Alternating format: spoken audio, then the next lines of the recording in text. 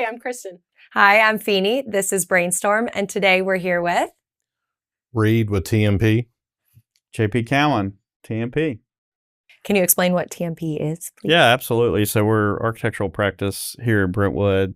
So we can say we get to draw buildings, right? Simply put. But I think what we do is certainly a lot more than that for our clients. But fundamentally, that's our business. Love it. Were you one that played with Legos as a kid and knew you were going to be an architect from day one? Definitely played with Legos. Yeah. For sure. Do you still play with Legos? I've heard they've come out with some cool stuff. Yeah. I actually do. Yeah. I actually got for Christmas, I got a big Lego set. That's one of the things I actually do with my kids now. Like Christmas morning, we all get, and my kids are older too. They're in their 20s and one of them's out of school. But yeah, we actually build Legos. That's fun. Yeah. You know, I think that's kind of a real typical all architects. Did you play with Legos and stuff? Yeah. I may have done that. I think what I was really good at was destroying things, according to my parents. Okay. And I know when I was 3, I got my first tricycle and completely disassembled it. So Wow. not sure we put it back together, but just figuring out how to take things You're looking at how it's made, yeah. put things together. I think for architects, you know, we get to be creative, Yes. but we work in the real world in buildings. And so there's a lot of technical aspects to it. So for many of us, like enjoying putting things together or taking them apart is part of our business. That's awesome. Wow. That is such a foreign concept to me growing up. It was like, don't touch that. Don't break that. Don't. And to think about, tearing something down just to see how it all puts together. That's To be clear, I don't think my parents were fans of that. But I was going to say, to be clear, I did hear don't do that. Okay. Yeah, that's not good. Yeah. Definitely heard that. You're going to break worry. it. I'm not buying a new one. Yeah. For sure. You know, a lot of things, and I'll talk a little bit about TMP, certainly answer any questions. But, a lot of folks, if they don't know architects, there's not a lot of us, right? So I think licensed architects in the country, we kind of looked this up, not to throw out a incorrect stat, but for every licensed architect, there's 10 attorneys. Mm-hmm. And so if you don't know architects, you probably don't know one. There's just not a lot of us. And there's some misconceptions about what architects do. And often I get folks like, so do you do houses? Yeah. We don't do a lot of houses, not a lot of architects. Some do, but not a lot do. And so, most architects that work in a practice like ours, we're focused on commercial and institutional type of work. And that is certainly our business. Healthcare, what drives our business, most of our work. But we do some things for government and commercial development as well. That's crazy to think about, all the intricacies that go into building a hospital, for example. Mm-hmm. How do you get to that level? How, do you work your way up or, do you just jump in head first? I mean, I could share when I started at TMP, I never would have thought in a million years I would be designing hospitals. When I was in school, it was like, oh, I'm going to design skyscrapers or something like that. And when I walked in the door, it was like, what we need you to work on is this new hospital in Virginia. So I worked with the project architect and started traveling, going to the meetings with the client and learning about all the codes and regulations that are around healthcare design. And the fun part is they change all the time and often. And there's a lot, you said it, there's a lot that goes into a hospital, the systems and everything that's there to support patient care. So, but I'm still learning. I've been doing this for 25 years and learn something new all the time. So. Yeah, that's a part of our culture is growth, education. We think that's important. Everybody's a continual learner. You should be. Architecture is hard. It is real technical. And if anybody says I figured it out, well, they're lying. They haven't. Right. But we're a team, and you learn from others. And so, kind of mentoring, fostering that is important. How do you pass on knowledge? How do you show others to kind of get them up to speed faster in what we do? And so it's been great in our company where we've had folks come in out of school. We have 8 partners in our company. 5 have never worked anywhere else. Yep. They came to our company. And so I think it's a good testament of ability to kind of grow from within, for one, but just how we could keep folks engaged in it. And I think just being challenged, providing opportunities to learn and grow, but being challenged and doing that is valuable, and it's part of our secret sauce, I think. Definitely. Yeah. And in healthcare, so I was one of the 3 that worked elsewhere. I didn't really care about project typology. I just wanted to work on really cool, sexy, big projects. And so when I was kind of recruited by TMP, I was blown away by the people and the projects. And we were 33 people when I started. We'll be 75 folks this summer plus 9 interns. So it's pretty incredible how we've been able to grow. But I was just this 30-something person company was working on stuff like Tennessee Library and Archives in Germantown, and the Nashville Federal Courthouse, and really large hospital projects. I'm like, 30 people? How do you pull this off? And I think it was, I was certainly blown away, and I think we try to continue to do that. I mean, we got little projects, of course. We take care of our clients. You know, it's about total client relationship. We'll handle this for you, but we certainly can do that. And we talk about our business having kind of bigger firm capabilities, but we try to keep a smaller firm feel. Yeah. Wow. So I'm curious, as you kind of move through the education side of becoming an architect, you mentioned client experience. That's a very unique skill set. That's soft skills that may not be part of the curriculum. How did you grow that side of your skill set in being an architect, but also having to care for the client? Yeah, that's I mean, you great. learn, You want to start? I mean, I would say definitely learning from, like when I started out, you know, it was learning from the principals at that time, you know, their experience, who they were working with. I mean, you just basically ask a lot of questions. Why do you do that? They were very great about explaining things along the way, you know, or letting you tag along with them while they go, you know, pitch doing a project, you know, and it's a lot of just learning by doing. I mean, that's really probably the thing that's probably wrong with architectural education is they teach you a lot of the technical stuff, but they don't teach you a lot about actually practicing architecture, running a business, you know, winning work, marketing the firm, things like that. Because you got to go out and win the work to be able to do the work. So it's not addressed in school. I mean, even if it was, you know, the practicality of it. Correct. Before you kind of get in a position where you're doing more of that, it's a little bit more into your career, but you know, it's getting work's lifeblood of any business, right? And I think some folks kind of get that more than others. You know, our 2 founding partners certainly are entrepreneurial to start a company, and they were probably around age 30 when they started. So they had some experience working in a practice. But then they said, we're going to do our own thing, right? And it probably was tough, really hard. We get to build on kind of that past kind of leadership and just take it to that next level. But focus on your client, whatever your client is. And in professional services, it's very common, but certainly for us, 80 to 90% of work is just repeated work. So let's do a good job. Like, what is it we're trying to do? Let's just do a good job. So then we kind of do the next one. The best compliment you can give me, it's another project. That's right. And so, you know, I think we try to instill that into our folks, very service oriented. You know, any of our competition will be that way. I mean, architectural design services is highly service oriented. You have to be. But, you know, that's kind of part of it. But then it's like taking it to the next level. We've been able to kind of grow and expand our own marketing team. You know, how do we, you know, make known to others that don't know us how great we are? How do we differentiate? And that's really hard to do, how you differentiate yourselves. So we're still working at it. I mean, we're going to be working at it for as long as we're there. Yeah. That's But right. fundamentally take care of the client, whatever your client is, and then look for those opportunities. Sure. Sounds like you have a culture that also sort of plays a part in that piece of building up those sort of soft skills, especially hearing that there's been people that have never worked anywhere else and have been there for multiple decades.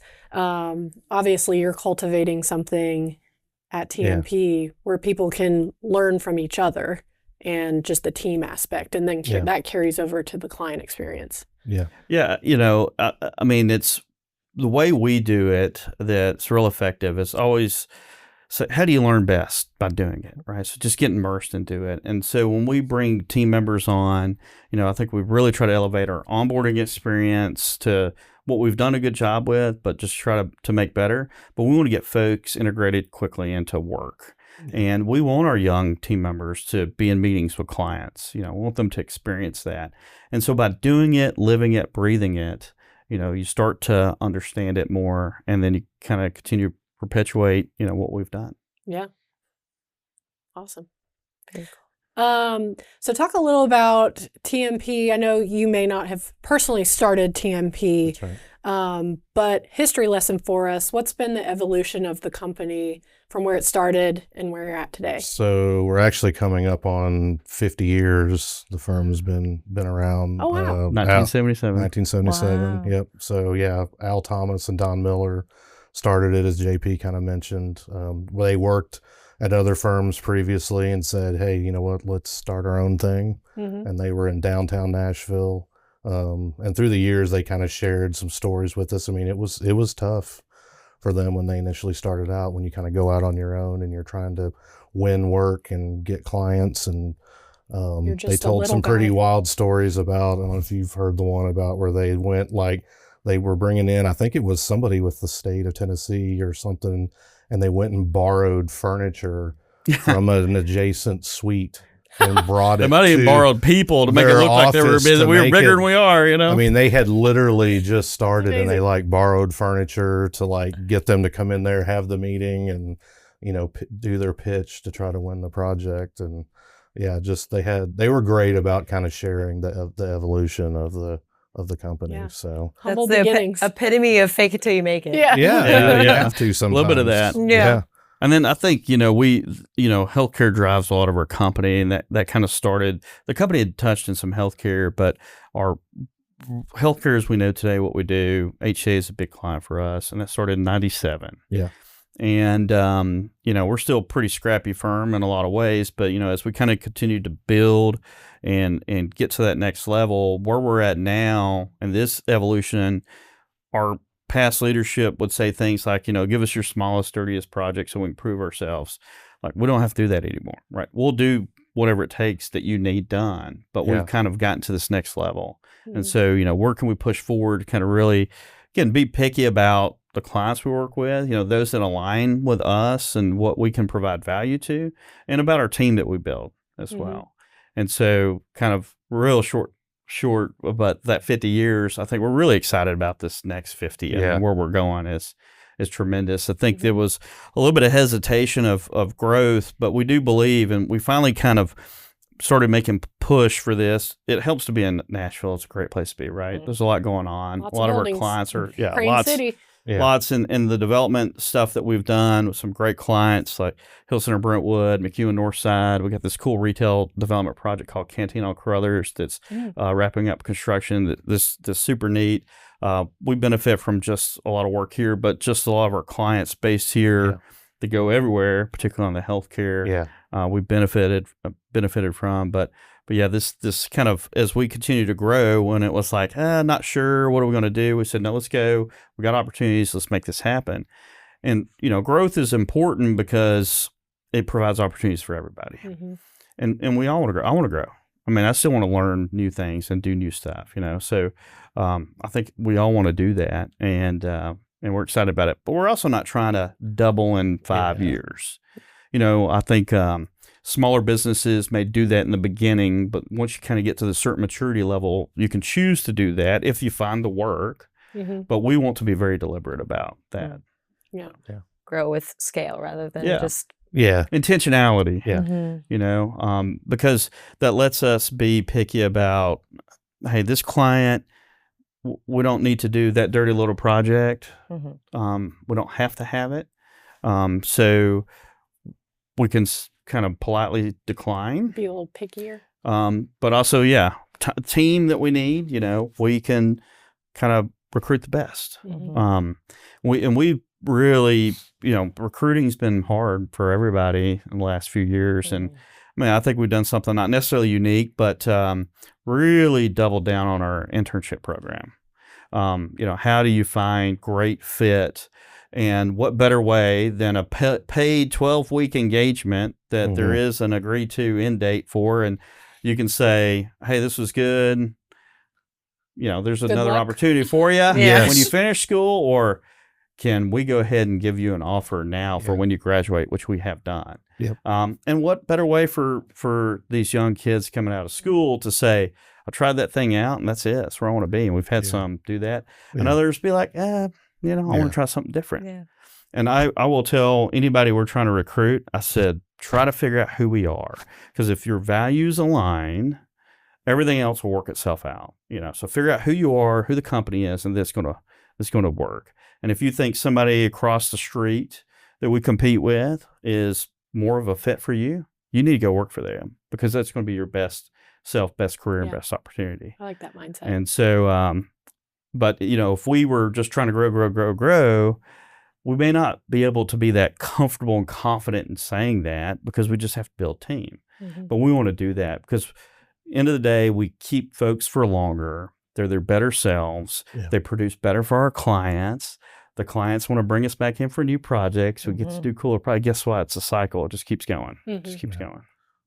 Yeah, we want people that are excited to join the firm. I mean, the goal is at the end of the internship, they're like, I want to be here. Yeah. Right. We don't want somebody that's like, I'm not sure. So, right. Yeah. One of our business partners who helps us lead our intern program, he'll tell in his pitch as we're talking to these kids, and he'll say, we want the end of the experience. We want them to have a great experience, right? We want the end of it to be like, I got to go back to school. And your teammates to say, oh, I forgot you were a student, not done. Do you really have to go back? And we want the interns to say, I kind of really just like to work here. No, they need to finish school, right? Yes. I'm going to drop out. Right. But we want that.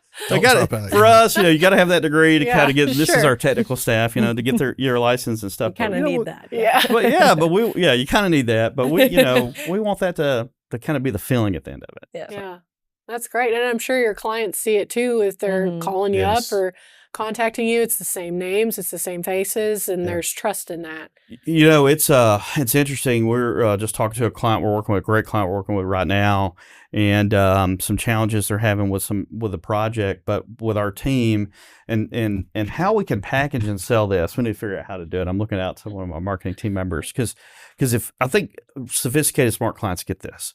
So on the commercial team that I lead, I've got two of my key team members. They've been with me for a decade and seen every of the project that we've done like that.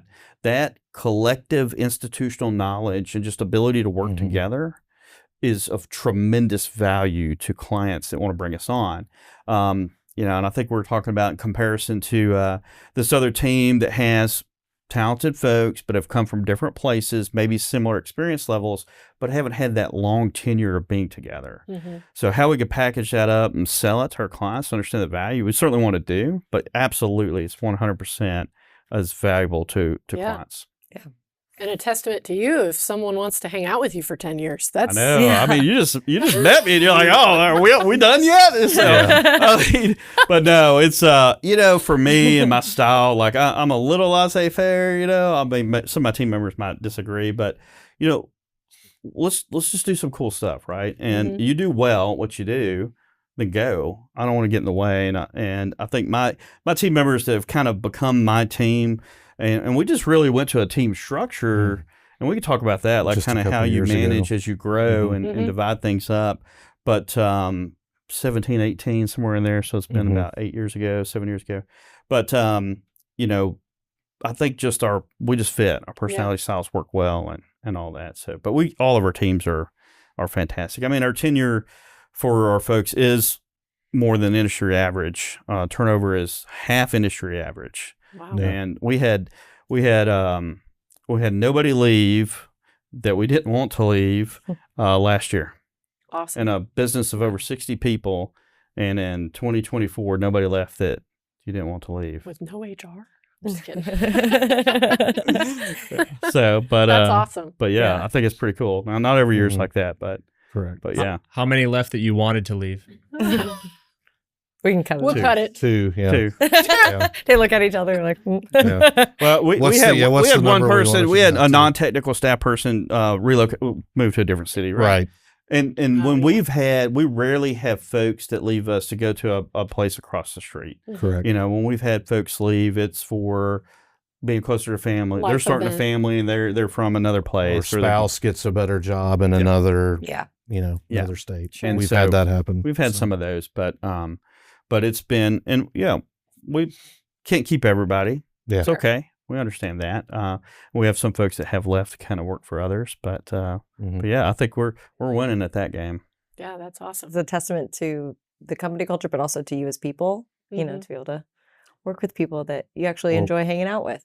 Yeah. Yeah, I mean, people we first. We like to think we make it fun. Yeah, I consider this guy a friend. I consider for sure. I mean, we are. I mean, our wives are friends, and I mean, we you know, you can't be in business with somebody that you can't get along with. Yeah, we've seen some of that in the history of the company where leadership not necessarily united, and I think we've had some change and some retiring and exiting members of the company in the last couple of years. Like, we're more united than we've ever been, and that's part of. I mean, from top down, why we're, I think, seeing some of the success. And it's been great, too, because we've had the younger folks have seen it and actually said it to us. Like, we see the change since, as he mentioned, some folks left, you know, or retired. Just the culture changed. It was good. Don't get me wrong. It wasn't bad, but now it's even continues to evolve. Even better. Yeah, it continues to evolve. And you know, we want folks to have personal relationships with those you work with. You spend a lot of time at work. Everybody does. A lot of time at work. Sometimes more than at home. Yeah, absolutely. So. I mean, and so if you go in and, you know, I'll tell folks, like, not every day is sunshine and rainbows, right? Some days are going to suck. But if more days suck than not, then there's a problem. Either you've got a problem or the place you're at, there's a problem.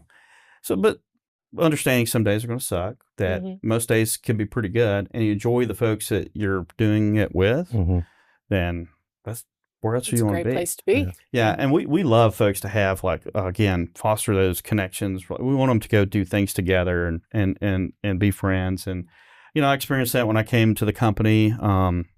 Again, one of the business partners we mentioned, I knew one person in Nashville.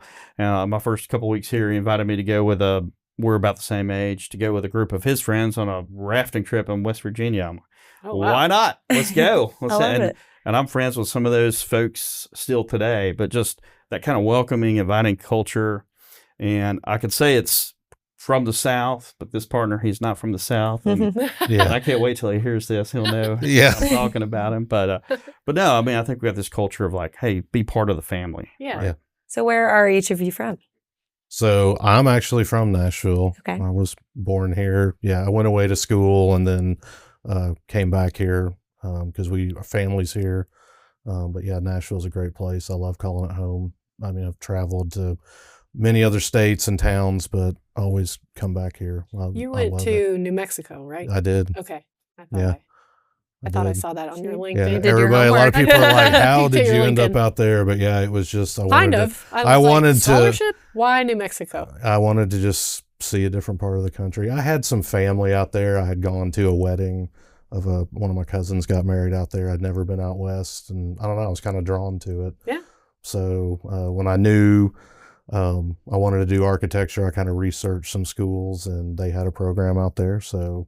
My then girlfriend at the time, she's now my wife, we moved out there, and as my grandma said at the time, we lived in sin for a year, but we promptly got married after a year. Came home, got married, because again, all the family's here, and went straight through. Actually found out we were going to have our first child, and we were going to stay out there, and it was like, no, we want to be back here, be close to family. We wanted, our daughter to know, be close to her family, her grandparents and everything. So we moved back here. Well, I first came back, interviewed with a few firms, including TMP, and got offered a job and been here ever since. So you've been there since college? Yeah. It's the only place you've worked since college? Yes, the only place I've worked. So you're one of those. He's one of those 24 years. Wow. Gosh. So, that's like Blake. Yeah. We have two Blakes. Both have never worked. They were interns. Turned Innsbank lifers. Yeah. So for lifers. Yeah. That's great. If you get that and you can do that, I think it's just a testament of how strong the company is, and that's kind of the evolution of where we got to. And I think hopefully we can continue. I had worked elsewhere. I'm from Tennessee. Don't let my accent fool you. I am from Tennessee, but small town south of here. I've had somebody say before, you came from humble beginnings, but I'm the first of my family to go to college. Oh, wow. And Congrats. yeah, thank you. And UT was really the only option because it was in state, and also needed to get scholarship. But it's the only school accredited program of architecture in the state. So I'm real fortunate that all that kind of worked out where I could go to school there. Otherwise, I'm gonna be sitting here today as an architect. Sure. Mhm. But yeah, I did something crazy when I finished school. I went to Honolulu, Hawaii to go work for Wow. work for a firm. Amazing. Just want to go somewhere different. There are Oh my worse gosh. places to work. There are definitely worse places to work. There are cheaper places to work too. Oh, though. yeah, no, my that's- paycheck was my rent. Yeah. Yeah. But had a great time. Never intended to stay there forever. I learned a lot of things working in that first job, and I'll share maybe your listeners will appreciate the story. The guy that owned that company, Charles Lau, he architects will know this. IMPE, famous architect. He looked like IMPE, but he was from Hong Kong, went to school in Hawaii, worked for a firm for a few years, and then started his own again about age 30. And when I went to work for this, and that was in 1985 when they started the company. When I went to work for him in 2002, it was an 80-person company. So in 17 years, he'd grown to an 80-person company. That's pretty big growth in our industry for architecture. And he was a master business developer and a master designer. Mm-hmm. And he could design well and just knew how to build relationships, connection with clients. Not so good with employees. Mm. And so a lot of work, really cool stuff, could build a team. People are excited about the work, could recruit for that. Because as architects, we get excited about projects, right? So could recruit to that. And he told me something. I was doing something for a professional organization that was of architects. And he goes, "Why are you doing that? You're never going to work for another architect." And I was like, "What, you think I'm just going to work for you the rest of my career?" I mean, and what he meant, though, was like, no, there's no clients there. Yeah. And that's kind of really, and I understood the value of, work and getting clients and that.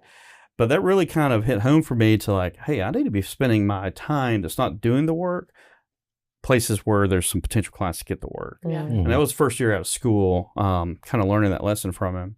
Another lesson I kind of learned was, again, the company, not necessarily him, but the culture of the company is such that turnover was high, right? And whatever it was doing, and I was young to not necessarily understand, but they don't exist anymore. I think the company kind of exists, but not really. Yeah. And so if you're not mindful of taking care of folks, doing all the right things, it doesn't matter how old your company is, you can go out of business anytime. For sure. So, Yeah. People don't want to work for you, then yeah, you're not gonna make That's money. right. doesn't matter. Yeah, I mean, you got to have somebody do the work. Sure. Yeah. If you can win work, and then again that cycle I talked about, like how we can get better. That cycle could go downhill fast too if you're not servicing the client. They may think that this was great, but I'm not getting this done. Yeah. There's somebody else right behind you ready to step in and, Mhm. That's and right. take that over. Yeah. I came back to Tennessee, worked at another firm back in Knoxville for a few years, and then I called another business partner of ours who never worked anywhere else from school and said, "Coming to Nashville, it's where I want to be. Who should I talk to?" And he said, "TMP, nobody else." I'm like, Yeah. "Sure, whatever." And then, as I said earlier, I was just blown away when I came in, and I didn't talk to anybody else. I got an Wow. offer for TMP, and I joined in 2006. That's awesome. Okay. Wow. Well, congrats. Yeah. Congrats to both of you. Yeah. Did you learn to surf in Hawaii? Just curious. I did learn a little bit of surfing in Hawaii. I wouldn't say I'm an excellent surfer, and I don't know if you've been, but those that and there's a lot of California folks that go to Hawaii, right? Yeah. And anybody that's done that will know this. Like surfing in California, okay, they got real waves in Hawaii. Oh, yeah. Yeah. Yeah. Real waves. They start over your head, right? And then Mhm. they go up from there. So on the small waves, I learned a little bit. It was fun. All right. Yeah. New Mexico. Skiing? Dirt bike racing? Skiing. I learned to ski. Skiing. Yeah, because it's near Arizona. You can go. Oh. Well, and then you're just at the Okay. kind of the end of the Rockies. So if you go Yeah. straight up from Albuquerque through Santa Fe, you can drive all the way to Denver. And so, yeah, it's Nice. learned how to ski. Unfortunately, I haven't skied since we lived out there, but that's okay. It's You're like also the- a skier, aren't you? Yeah. Yes. I skied. I grew up Yeah. in Washington State, so Okay. we skied every year. We had season Yeah. passes. Was an instructor as soon as I could get a Yeah. job during the season, Yeah. and then I moved here in 2013. Hadn't skied since until we took our incentive trip as a bank Okay. to Arizona, Scottsdale, Arizona. Oh, yeah. And my husband and I rented a car and drove to Flagstaff. Yes. and it was the last day of the season. So it was a horrible day to ski because It was ice. snow was wet and you would just get Yes. stuck. Yeah. And the runways all smushed Yeah. together. But I got to ski and it was like the greatest feeling ever. It is great. I've been wanting to go back and we just, haven't done It's it. But so fun. it's a lot of fun for sure. Where in Washington State are you from? Up and down I-5. So lived in Longview, went to college in Bellingham, which is like close to the Canadian border. My in-laws are in Seattle. So Okay. Yeah. So passed through there many times from Bellingham to Kalama, which is where I went to high school and probably spent most of my time. Small town. Okay. You'll miss it if you blink. Twilight was filmed there. So that's Okay. That's pretty cool. Okay. That's our stake. There you go. But yeah, it was fun. And then moved here and experienced a little bit of a culture shock in West Coast to East. PNW down to Southern the south. hospitality. Oh. But love it and Yeah. couldn't see myself going back now. So I moved here in end of 2019. Okay. It's been more than 5 years. See, you're safe. You made the yes, cutoff. technically, yeah. we'll But my parents are from England, so they'll just, oh, we're from England. I'm like, you lived in California for 25 years. You at least have an accent to go with it. But I'm like the rest of them. Came out here to buy real estate because I couldn't afford it in California. Yeah. But it's been great. I don't think I'll ever go back. What part of California?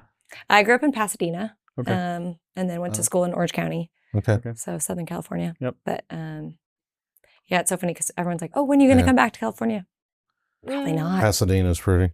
It is. I yes. looked at the Art Center College of Design. That was right by there. where I grew up. Oh, Yep. Yeah. nice. I thought for a moment about going into automotive design, which is what they do there. Yes. I'm a big petrol head, so I looked at mechanical engineering. Wait. and- We're kind of in cars. Yeah. We like cars. You have to be an architect to design cars? No, but No. they have similar, like the schools Yeah. will teach. Oh, It is Oh, literally a school, gotcha. Art Center College of Design. I think they do other stuff, but one of their specialties is car design. Like Okay. a bunch of people go to school there and then go to work for BMW, Porsche, Ford, whoever. Yeah. The I went to, guys like- that make the clay models, like Yeah. if you ever seen on TV Yeah. and they're Uh-huh. designing cars. Yeah, whenever they'd have That's where they go their to school. end of semester exhibits, I'd go and Yeah. look at them, and I was Yeah. like, oh, That's I want to neat. do that when I Yeah. grow up. I know But anyways, JP mentioned like scholarships and stuff. That was the reason I did not go there, is because you can imagine Tennessee boy trying to go to school in California. It was, I can't remember what it was Expensive. way back then. It was a ton of money. I Wow. mean, it was so expensive. So yeah. Up there with did like a not go private there. school. Oh, absolutely. Yeah. Yeah, for sure. When did you guys know you wanted to do architecture? It was kind of sophomore year of high school for me. Yeah. But I was so naive about really what architecture was, and but I'm also pretty stubborn. And once I started in architecture school, then I was in. I thought for a moment, architecture school is hard. I think dropout rate's probably the same as it always has been. It's about 50% of folks that start architecture And school. actually The entry finish it. in most schools is a little Wow. more rigid to get into the college of architecture at whatever university.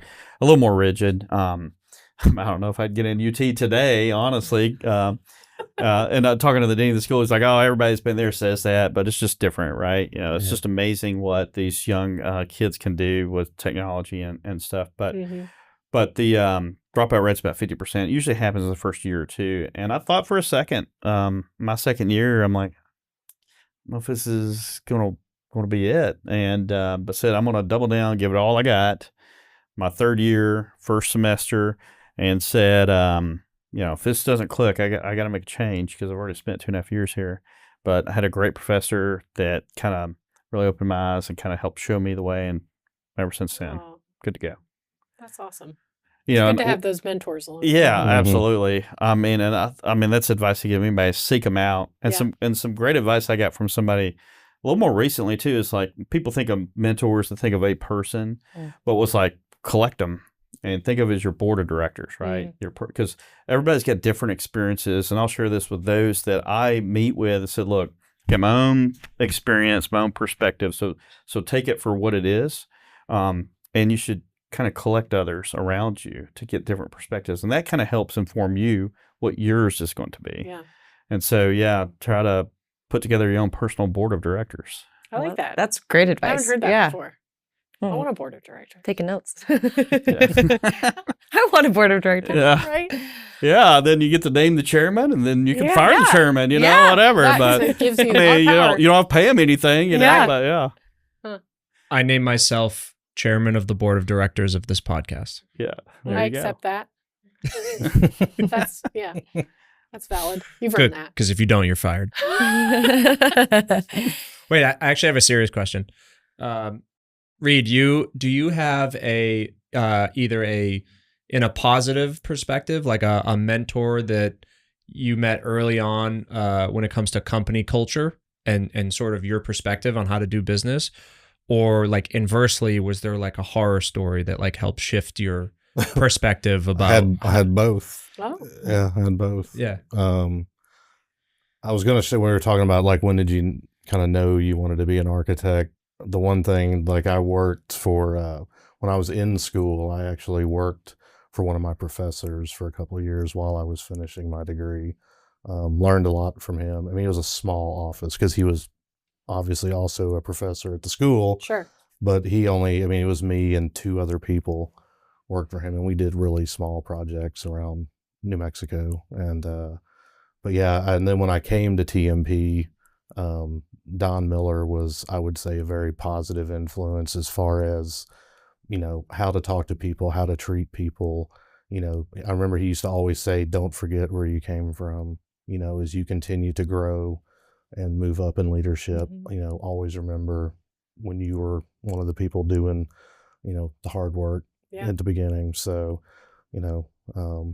I'll let some of the other folks remain nameless, but there were people definitely along the way too that I made note of, that I don't want to carry myself that way, and took note of that. So it's and I think now we live that, I think as we've talked about, the company's evolved and grown, and I think we're in a better spot today than we ever have been. Yeah. So. And Don Miller, he's the M of TMP. Yes. He's one of the founding partners of TMP. So so it stands for the last Yeah, name. the founders. original it was Thomas Miller And partners. Yeah, Okay. or some Or even variation at thereof, one but- point, I think it was just but Al Thomas and Miller. Don Miller were the two founding partners, and Okay. yeah. So Don exited the company in 2017, I think, and we still see him from time to time, and everybody. He comes only for like has we have every high year. praise for Christmas him. party. He comes to Thanksgiving lunch we have every year. Nice. It's kind of a traditional thing we do. He'll Yeah. show up for that, and everybody loves seeing him. So yeah, it's always a lot of fun. And he's just a great person. So He he definitely is one of the. I mean, the two founding partners, I think, were good at getting work. You have to be if you Yes. start a business, right? correct. But Don was great at relationships at Yes. the government level, state representatives. I not sure if he's ever made an enemy. I don't know if I ever saw him angry. Yeah. Wow. And just very level-headed, cared about people, passionate about design, Mhm. and Yeah. so we can all learn a lot from Don. For sure. Yeah. Great example to Yeah. hold your composure even in stressful Mhm. situations. Yeah. That's For sure. Says a lot That's about a a skill. person. Mm-hmm. Yeah. I wish I could do that. It's hard. It is very hard sometimes. Depends for on sure. the day. Yeah. That's right. So we've touched on kind of the evolution of the company and where it's headed in future. I have to ask, as you've been in this industry for so many years, what's one of the biggest changes that you've seen to the architectural industry with technology on the rise and I'm sure other factors that I'm not even thinking about? I mean, what's coming, and everybody's talking about it's happening is AI. Yeah, Mhm. That's right. I mean, I don't think anybody knows, especially in ours. I mean, it's in a lot of software we're using. We probably don't even know that, but it's there. It is there. Yeah. But I'd say, before that, and that's a monumental shift, and it will be. But before that, part of it's probably just kind of how we deliver and how we create documents, and how we produce design. I think the ability to sketch by hand is still important, but just from drawing by hand to using computer tools that were two-dimensional to now, of course, what we do is, and I think everybody probably does, but 3D model. And it's not just 3D model, but it's got smart information in it, right? And so, any project we do, it's a model with information. It's not just a physical representation digitally. And so that kind of has been some big evolution in that. Yeah. But well, I just think of too, like when I started, I mentioned the professor I worked for. I mean, when I worked for him, I had just learned AutoCAD, which is a program we use, because the school didn't teach it. I actually went to like a local junior college to take classes to learn it. But he also did hand drawings, like ink on Mylar. Like we drew the floor plans and blueprints by hand. Wow. And I learned that way to produce documents. And then the other thing that was big that JP and I both experienced at TMP was when we went from like AutoCAD, which was kind of lines in a computer, to 3D modeling. It was a complete change, different way of thinking about things. Yeah. And we like to compare it to from going from hand drawing to using computer. CAD. I mean, it was that big of a shift. It wasn't, oh, this is just a different software. It's very similar to the other. It was it You're was going a lot from different. paper to computer Yeah. with an actual image representation. Right. Yes. yeah, those are big changes. Yeah. I mean, so what will AI do? Good question. Love to know. But, there's some things I think that's going to be value, and, not that it necessarily means less staff, but it means we can focus our efforts where it really matters. And so like iterative design, meaning, hey, I got these components of this, and help me figure out the best way to organize Helps it. you ideate. Yeah. AI can come up with like 100 options. Yeah. A human can narrow this down to 3. Could we do that? We could do that. It'd take us weeks, a team of weeks to do it. AI could probably do this in days. And so there's some stuff like that. I think it's still very young. That's coming. And I think what it can do is kind of just help us kind of elevate and spend our time where it matters, instead of just coming up with a lot of ideas that aren't going to work, but just then really focus in on the best ideas. Yeah. It's not doing your job for you, but it's just assisting. It's a tool. Absolutely. It's a tool. Yeah. And there's some things it may be able to do, for us. But I still think that there's quite a bit of inefficiency, a way to describe, in architecture and construction, just like how we design and produce to then how things get built, that technology can, we don't, everything's still custom made, and probably still will be. But I think there's some efficiency to be picked up that technology can help us with. Maybe AI plays a part of it. Yeah. Work smarter, not harder. Yeah, of course. It's easier to edit than create. I think the way I use AI is to edit something, and I'm saving a lot of time just ideating and writer's block and things like that. And so it's more about learning how to use AI than it replacing a job. Because AI always needs a human to interact with it. I'll just go and chat GPT and how do I prepare for a podcast, right? I mean, Yeah. but yeah. You do not want that advice. Yeah, right. Yeah. It's an interesting point, though, because I would guess that there's some overlap with what you guys do to what I do with like creative work and video work, and that AI is getting better and better at fooling people with video for what's real. Yeah.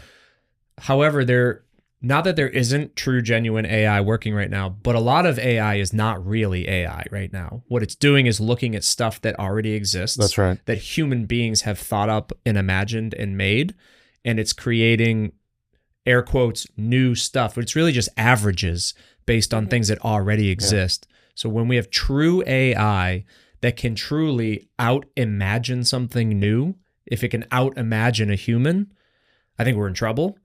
But I don't actually think that we're there yet. Yeah. Yeah.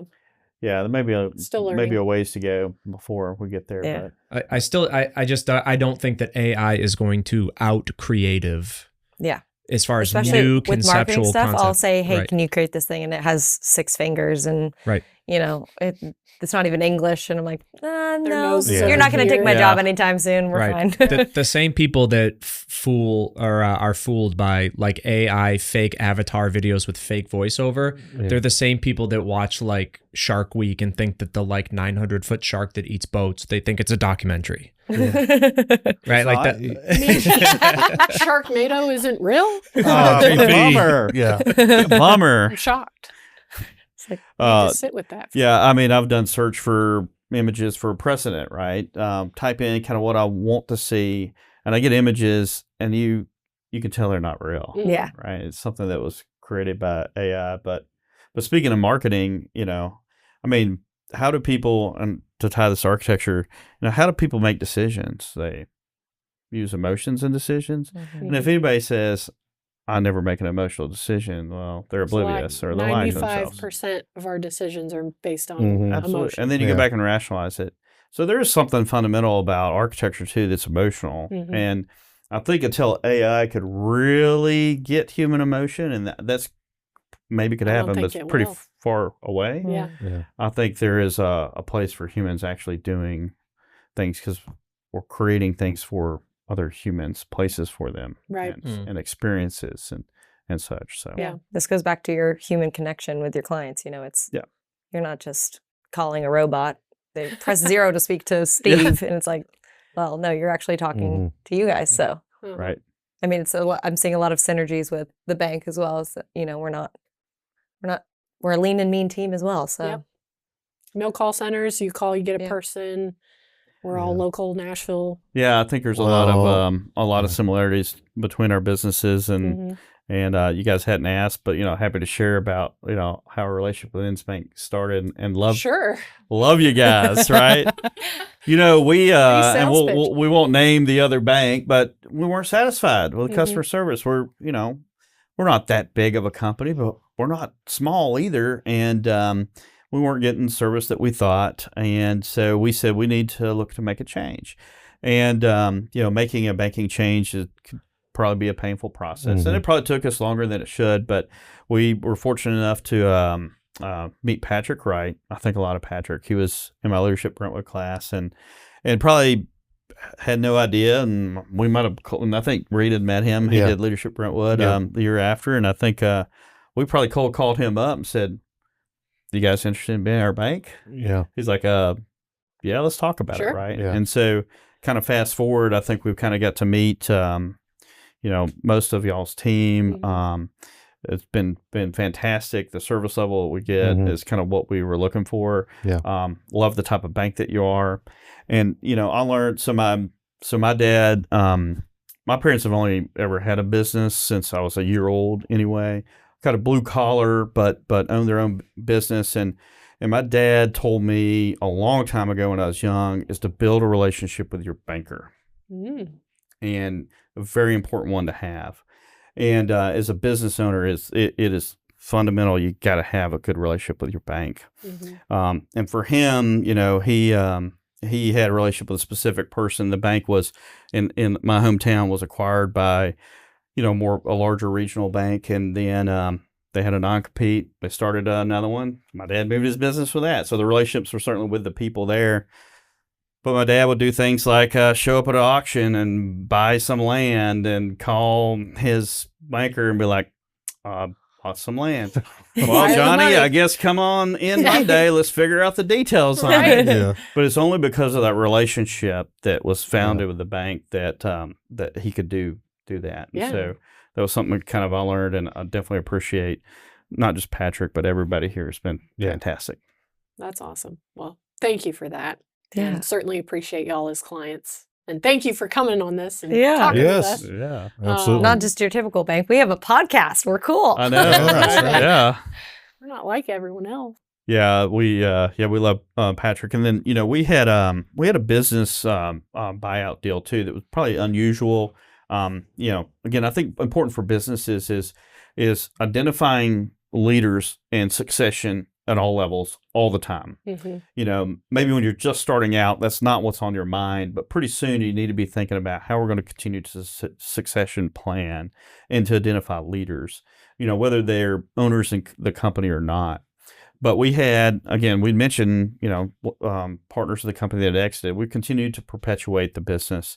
And we have, I think, a model that it's not unique, but it is actually uncommon. A lot of folks will start an architectural practice like Al and Don did, and they'll stay in it until they can't anymore, and there's no plan.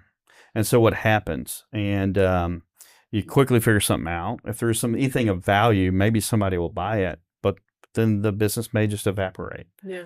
So we have had, I think, successful transition. We've turned over the entirety of the company more than once in its entirety. And so we had a great deal that Innsbank helped us with in kind of making that next transition on a buyout a few years ago. And we'll continue to do that in the future. We want to provide those opportunities, but kind of protect what the company is.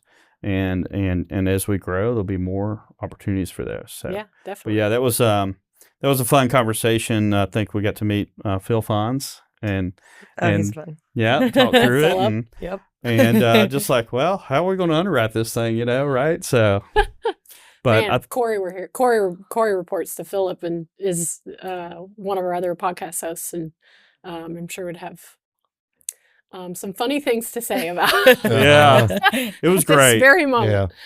It was great. I mean, I think, but it was certainly a level of trust then from the bank side Yeah. to say, okay, because we don't have a tangible asset. We've got some assets, right? But it's nothing. Our value is our people and our business and the ability to perpetuate that business. Yeah. And so I think there's a level of taking a chance and trust, like, okay, yeah, we believe in you guys to continue this. We're going to go out on a limb, kind of stake you in this transition. But yeah, it was. I mean, I think it's worked out well for everybody. Yeah. Love it. Yeah, we're not. It's funny because people will say, "Oh, we're not." I'm not a creative. I'm not. Marketing. You think of creative as like marketing, physical, like photos and videos, but the way that a lot of our bankers, they're creative in the way that they structure the deals. Because I know we have like bourbon and.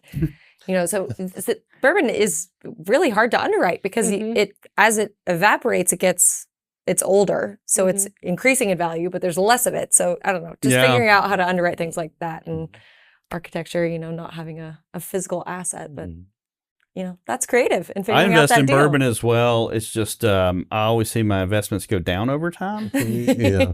How does that happen? It just never sticks around that long. We have some behind us. Yeah. Is there any It is of the Friday Innsbank one and- behind us? No. Yeah. We have an Innsbank branded I think bourbon. it's almost empty.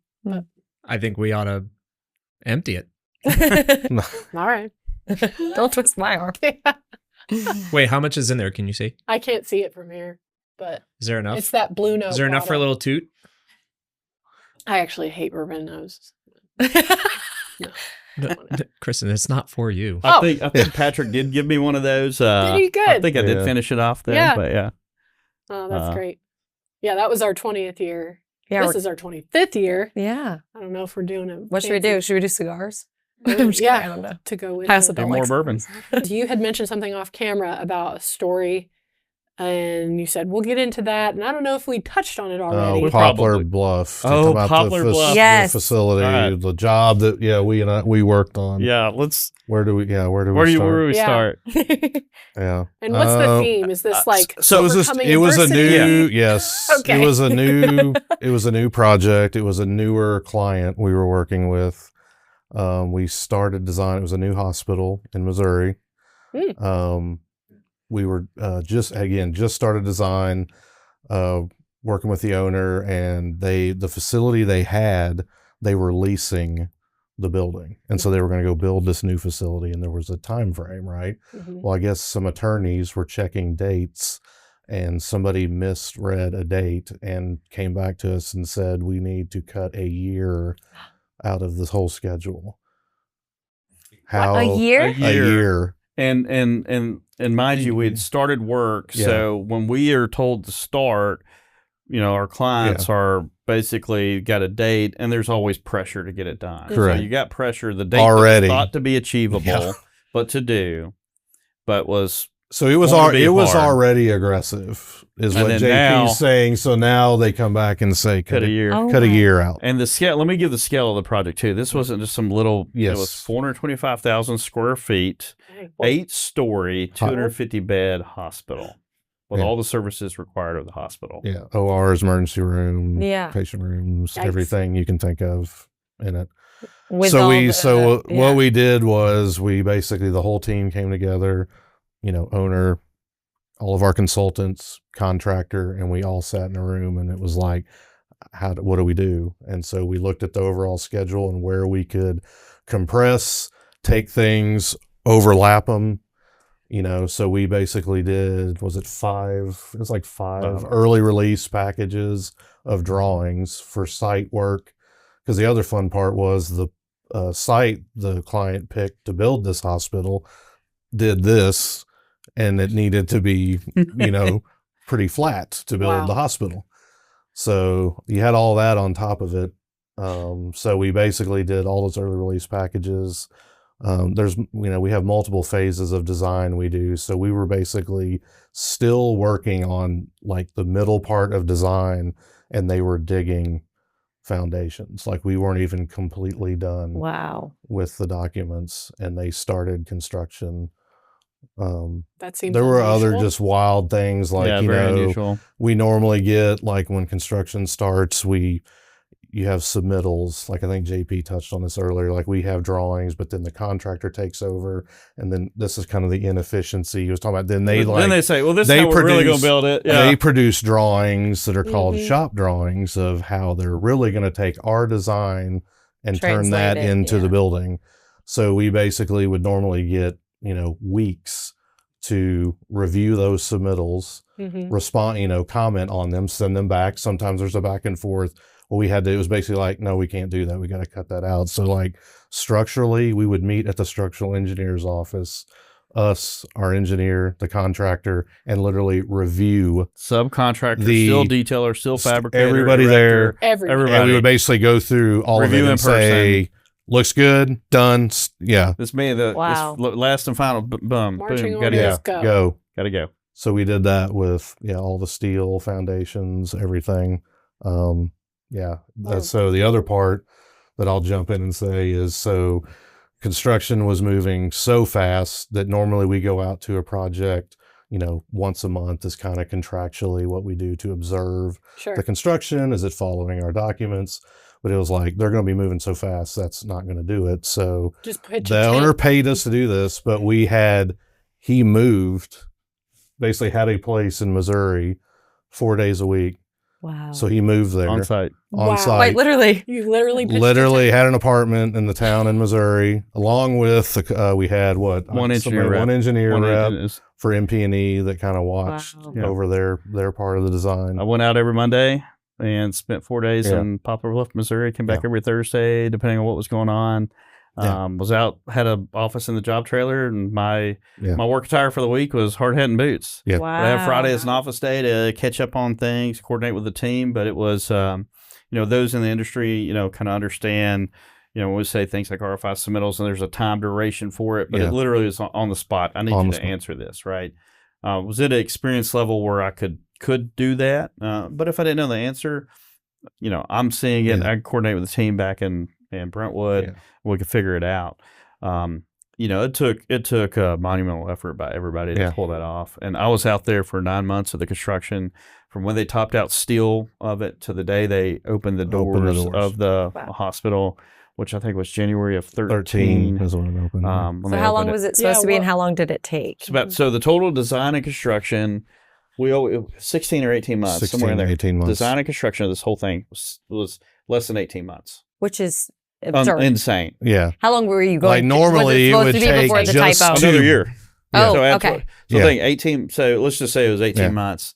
I can go back and see, when do we actually start that? But if it was 18 months, 30 months, it was almost half. Yeah. Wow. I mean, if we're doing 3-story office building, not a big deal, right? Yeah. But 8-story hospital. I mean, there was other things they did, like on the contractor side. And again, the one reason he was out there and it was moving so fast is, they ran multiple shifts. They were only working. Yeah, it was It was basically 6 a.m. to 6 p.m. primary construction, Monday through, and in Saturday certainly there's some work, and then 6 p.m. to midnight were crews restocking materials, cleaning things up. Wow. So a little bit of just kind of old school. Put people on it. Yeah, put people on it. But I built great relationships with the guys out there, and you got it done. We got it done. We had a good time. It was fun. I mean, we had a good People time. all the time are like, "Would you want to do it again?" No. And we were like, Absolutely not. "No, No. no." But It I was- bet that was kind of cool to see it actually come to Oh, fruition and be there. For the Absolutely. whole I mean, process. we were telling the story the other day. I mean, it was incredible when they do the patient move. So, like, you have an old hospital, you build a new one. There's literally a point where business stops at the old hospital. They literally cover up the emergency room sign. At this And moment, the new one, right? and At the this new one moment. opens and is open for business. And so it's Yep. like now everybody goes here. Light switch. And then they transfer. If you have patients at the hospital, they have to transfer them to the new hospital. So they'll like literally line up ambulances and literally bring Whoa. people down from the old hospital, put them in an ambulance, drive them over to the new one, put them in their nice new patient room. Something I'd never So thought of. that Yeah. whole The process, logistics planning on that, which they literally was had, they incredible. had a consultant that just did that, Wow. the move. Fascinating. So- Insane. Yeah. But the project's a really great story for just like a client coming to us with a problem. Yeah. How can we solve it? Right. That's right. We solved it. It was a And- team. I mean, in there our was- way, what yeah. could we do to help solve it? For me, it's always a great story. Reid leading that was awesome to work with Reid on. But certainly I could do this. I knew it'd be valuable for kind of my position in the company, and part of our do what it takes to get things done. Yeah. Dig in and stuff is not something everybody's jumping up and down necessarily to volunteer to do. I'll do I'll it. do it. And I mean, it was easy, but I think that really kind of set me apart, starting at that moment in the company when I did that. Wow. So how long had you been with TM Partners before you did that? 6 years, Yeah. Okay. I think 5 or 6 years. Yeah. Yeah. So Wow. You Yeah. did it. You did it. Great job. Gold But star. they joke that once I came back to the office, they had to clean up my language from being on a job From being site on for job Oh, yeah. Jobs, so yeah. long and everything. Yeah. But yeah. That's No, I think architects can get poked fun of, especially by contractors sometimes and things. But part of maybe how I grew up in my small town and everything, I have no problem with those. We, contrary to what some might think, we don't roll on construction sites with suits on. Yeah. But so we're there to help get it figured out too. And end of the day, we want to protect our clients' interests. So if something's not what it needs to be, it needs to be changed and fixed. But it was a great collaborative experience, and it needed that to happen. The Yeah. contractor on that was Yes. fantastic and did a great job.